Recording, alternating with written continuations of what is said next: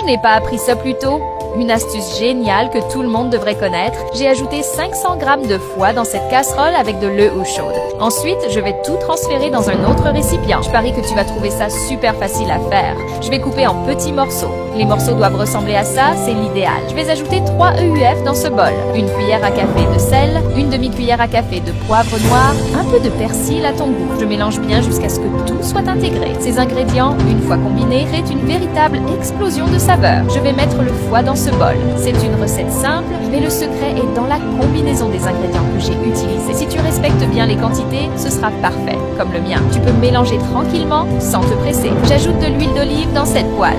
Puis j'ajoute un oignon émincé et aussi 100 g de champignons, une carotte râpée, un demi-poivron rouge coupé. Je mélange bien jusqu'à ce que tout soit intégré, sans me presser. Et avant que j'oublie, dis-moi de quelle ville tu nous regardes pour que je t'envoie un salut spécial. Le salut d'aujourd'hui va à Sophie Martin de Lyon. Je suis très heureux que tu apprécies nos recettes. Tu vois que ça commence à prendre une belle coloration dorée? C'est parfait. Je vais verser ce mélange sur le foie.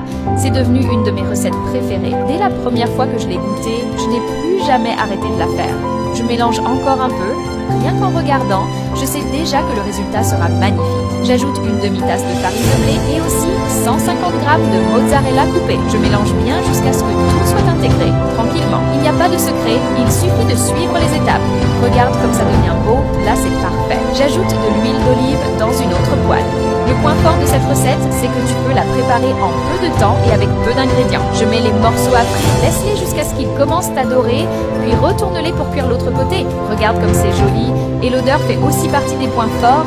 Même tes voisins voudront savoir ce que tu es en train de cuisiner. As-tu déjà essayé une recette différente comme celle-ci? Si tu connais un petit secret, partage-le avec moi, j'adorerais le savoir. Maintenant, je mets le tout dans une assiette.